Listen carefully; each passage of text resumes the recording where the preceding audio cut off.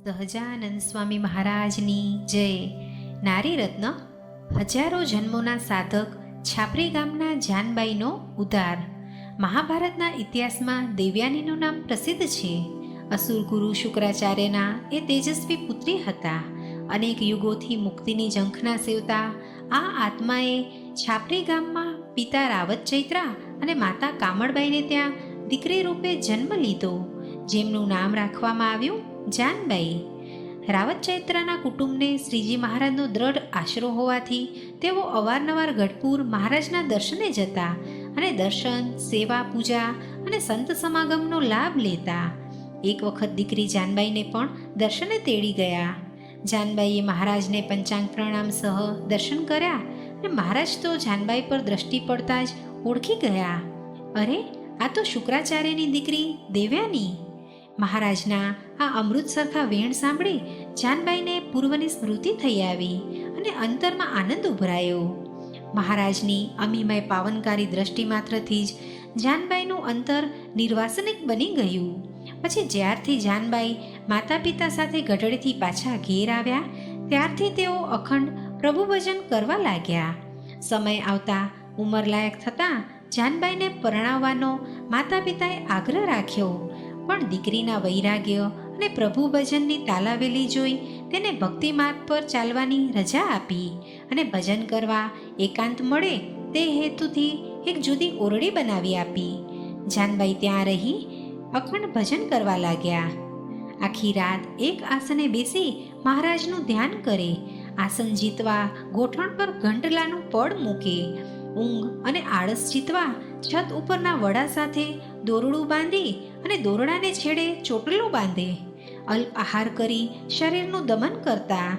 આમ જાનબાઈએ પ્રભુ પ્રસન્નતા માટે કઠોર સાધના કરવા લાગ્યા. જેમ ગોપીઓએ વણલખી ટેક લીધી હતી કે જો શ્રી કૃષ્ણને ગરજ હશે તો મથુરા દર્શન માટે બોલાવશે, પણ આપણે સામેથી નથી જવું.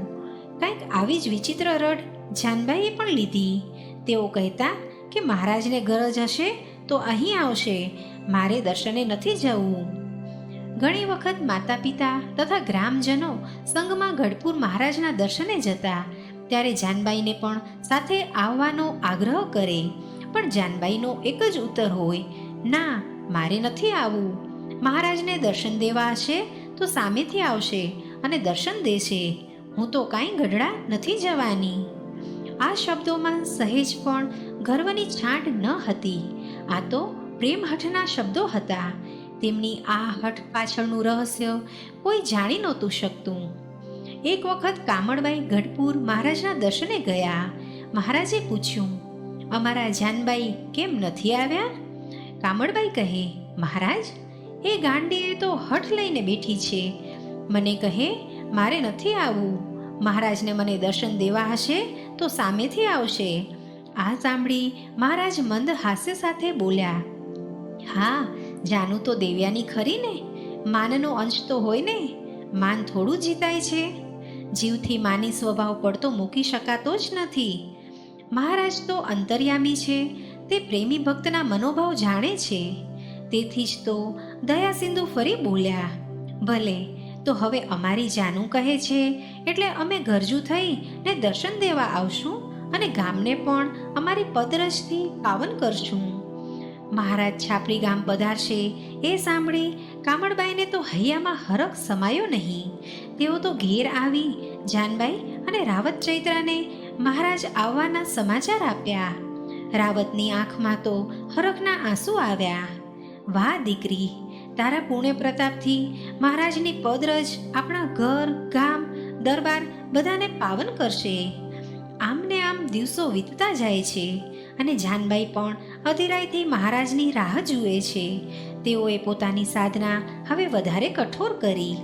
એ સમયમાં છાપરી ગામના સત્સંગ સમાજમાં એક કુતૂહલે ચર્ચા જગાડી. ઝીણો ઝીણો ગણગણાટ શરૂ થયો. સમાજના મોભીઓ મૂંઝાણા કે આ વાત કેમ કરવી. વાત હતી જાનબાઈની. તેવા સમયમાં જ બ્રહ્માનંદ સ્વામી સત્સંગ અર્થે છાપરી ગામ આવ્યા. ત્યારે ભક્તોએ યોગ્ય સમય જોઈ સ્વામી આગળ પોતાની મૂંઝવણ ઠાલવી. સ્વામી, લોકોમાં ગણગણાટ ચાલે છે કે રોજ રાત્રે કોઈ સ્ત્રીના વેશમાં જાનબાઈના ઓરડામાં જાય છે. અમે પણ મૂંઝાઈએ છીએ કે આ વાત કેવી રીતે રાવત ચૈત્રાને કહેવી. હવે તમે કંઈક સમાધાન કરો તો ઠીક થાય. બ્રહ્માનંદ સ્વામીને વાત સાંભળતા મનમાં થયું કે આ શક્ય નથી. છતાં પણ સત્સંગનું હીણું ન દેખાય એટલે એમણે જાનબાઈના ભાઈ જૂઠા ચૈત્રાને સાવધ કર્યા. જૂઠાએ પણ સ્વામીને જાત તપાસ કરવાની ખાતરી આપી. ઘણી વખત અણસમજણથી રજનું ગજ થઈ જતું હોય છે. આવું જ કંઈક જાનબાઈના વિષયમાં બન્યું. એક રાતે જ્યારે આખું જગત ઘોર નિદ્રામાં છે ત્યારે જૂઠાની આંખમાં ઊંઘ નથી. ત્યાં જ એક આશ્ચર્ય થયું. બરાબર મધ્યરાત્રિનો સુમારે કોઈ સ્ત્રી આવી. એણે જાનબાઈના ઓરડામાં પ્રવેશ કર્યો. અંદરથી સાંકળ વાસવાનો અવાજ આવ્યો. જૂઠાના મનમાં સંશયનો કીડો વધુ સળવળ્યો. ફળાકથી પથારીમાં બેઠો થયો અને બારણા પાસે આવી ઊભા રહેતા અંદરથી વાતચીતનો અવાજ સંભળાયો. જૂઠાએ ઓરડીનું બારણું ખખડાવ્યું. બેન, બારણું ખોલો. જાનબાઈએ કહ્યું, કોણ છે? બેન, હું જૂઠો. પણ અત્યારે શું કામ છે? બેન, ખોલો, મારે કામ છે. જાનબાઈએ બારણું ખોલ્યું. જૂઠો ચૈત્રો ઓરડીમાં આવી ચારે બાજુ જોવા લાગ્યો, પણ કોઈ દેખાયું નહીં. અટાણે શું કામ છે ભાઈ? બેન, કામની વાત પછી. પહેલાં એ કહો કે અહીં બીજું તમારી સાથે અંદર કોણ છે? મેં સગી આંખે એક સ્ત્રીને અંદર પેસી સાંકળ વાસતા જોઈ અને અંદર થતી વાતચીતનો અવાજ સાંભળ્યો છે. સાચું કહો, એ બાઈ કોણ છે? ભાઈ બહેનની વાત ચાલે છે ત્યાં તો અંધારામાં એક વીજળીનો ઝબકારો થયો. એક સ્ત્રીનો ઓળો પ્રગટ થયો. એણે સમીપ આવીને કહ્યું, ભાઈ, આ સતી જેવા જાનબાઈ પ્રત્યે સહેજે દોષભાવ ન પરટજો. હું મારા પ્રેત દેહે અહીં જાનબાઈ પાસે ભગવાનની વાતો સાંભળવા આવી છું. મારી પ્રેત યોનીના દેહમાંથી મને છુટકારો મેળવવા જાનબાઈ પાસે રોજ રાત્રે સત્સંગ કરવા આવું છું. આ સ્ત્રીને જોઈ જૂઠો આભો બની જોઈ જ રહ્યો અને જાનબાઈને પૂછ્યું, બેન, આ કોણ છે? ભાઈ, આ બાજુના ઘરમાં વાણીઓ રહે છે તેની ઘરવાળી છે. આત્મહત્યા કરી એટલે મરીને ચૂડેલ થઈ છે, એમ જાનબાઈએ કહ્યું. ચૂડેલ બોલી, હું તમારી સામે પ્રગટ થવા નહોતી માંગતી, પરંતુ જાનબાઈની પવિત્રતાની ખાતરી કરાવવા પ્રગટ થવું પડ્યું છે. હું અને જાનબાઈ હવે આ લોકમાં થોડા દિવસના મહેમાન છીએ. હું આ પ્રેતયોનીને છોડી જાનબાઈની સાથે જ ભગવાનના ધામને પામીશ. આમ કહેતાની સાથે જ તેજના લીસોટા સાથે ચૂડેલ અદૃશ્ય થઈ ગઈ. જૂઠો સજ્જડ નેત્રે બહેનના પગમાં પડી ને પોતાની હીનતા માટે માફી માંગવા લાગ્યો અને પસ્તાવો કરવા લાગ્યો. જાનબાઈએ તેને આ માટે પરિસ્થિતિનો દોષ બતાવ્યો. જૂઠાએ આ વાત બ્રહ્માનંદ સ્વામીને કહી અને સ્વામીએ આ વાત ગઢડા આવી ને શ્રીજી મહારાજને કરી. ત્યારે શ્રીજી મહારાજે આ વાત પાછળનું રહસ્ય જણાવતા કહ્યું કે જાનબાઈ તો હજારો જન્મોથી સાધના કરતા આવતા સતી છે. આ તેમનો છેલ્લો જન્મ છે. પછી સમય આવતા દાદા ખાચરને પરણાવવા માટે મહારાજ ભટ્ટવદર પહોંચ્યા. ત્યારે બીજા સ્વરૂપે દિવ્ય દેહે રાવત ચૈત્રાના દરબારમાં જાનબાઈનો ઉદ્ધાર કરવા પણ પધરામણી કરી. દરબારગઢમાં મહારાજને અચાનક જ પધારેલા જોઈ રાવત ચૈત્રો, કામળબાઈ અને જૂઠો ચૈત્રો બધા ભાવ વિભોર બની ગયા. કામળબાઈએ હોંશે હોંશે ડોલીઓ ડાળી મહારાજને વિરાજમાન કર્યા.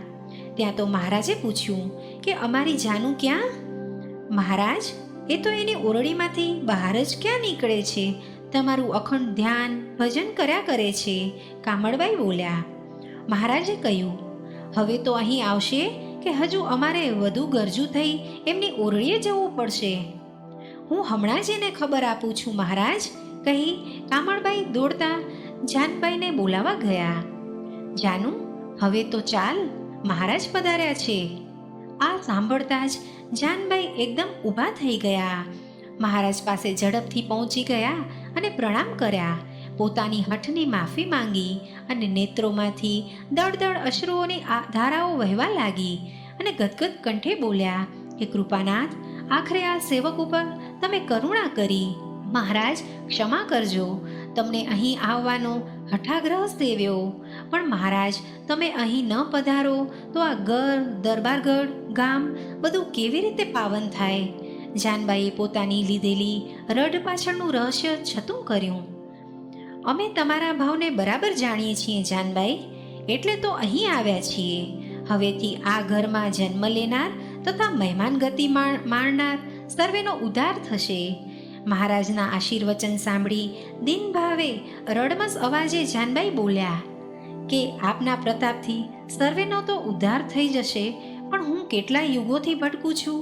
હવે મારો ઉદ્ધાર કરો મહારાજ. અમે પામર જીવ તો તમારા અપરાધી, હવે અમારી પર દયા કરો. હવે તમારે વધુ ભટકવું નહીં પડે જાનબાઈ. 1 મહિના પછી અમે તમને અક્ષરધામમાં તેડી જઈશું, એમ મહારાજે કોલ દીધો. પણ મહારાજ, હું એકલી નથી, અમે 3 જણિયું છીએ. એક હું, બીજી વાણિયાની ઘરવાળી જે મરીને ચૂડેલ થઈ છે, અને એક મારી માસીની દીકરી. એમ ત્રણેય એક સાથે જ ધામમાં જવાનો એકબીજાને કોલ દીધો છે. એમ તમારે એ ભૂતળીને પણ અમારા ધામમાં સાથે લઈ જવી છે? સારું, જેવી તમારી ઈચ્છા જાનબાઈ. મહારાજ હસતા હસતા બોલ્યા, 1 મહિના પછી અમે તમને ત્રણેયને એક સાથે તેડવા આવીશું. કુટુંબીજનો તો આ વાર્તાલાપ સાંભળી હબક થઈ ગયા.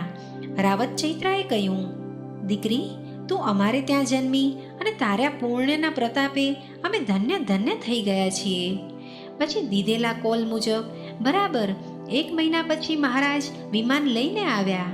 જાનબાઈ, વાણિયાની સ્ત્રી અને જાનબાઈની માસીની દીકરી એમ ત્રણેયને માહિક દેહ છોડાવી અને દિવ્ય દેહ ધારણ કરાવી મહારાજ અક્ષરધામમાં લઈ ગયા. આ છે મહારાજના અખંડ ભજન રૂપી સાધના અને આશરાનો પ્રતાપ. આશરો સાચો અને દ્રઢ હોય તો જીવ મોક્ષ પામે છે, એ જાનબાઈના આખ્યાનથી ચરિતાર્થ થાય છે. આપણા જીવનમાં પણ જાનબાઈ જેવું મહારાજનું અખંડ ભજન અને દ્રઢ આશરો થાય એવી મહારાજના ચરણોમાં પ્રાર્થના. સહજાનંદ સ્વામી મહારાજની જય.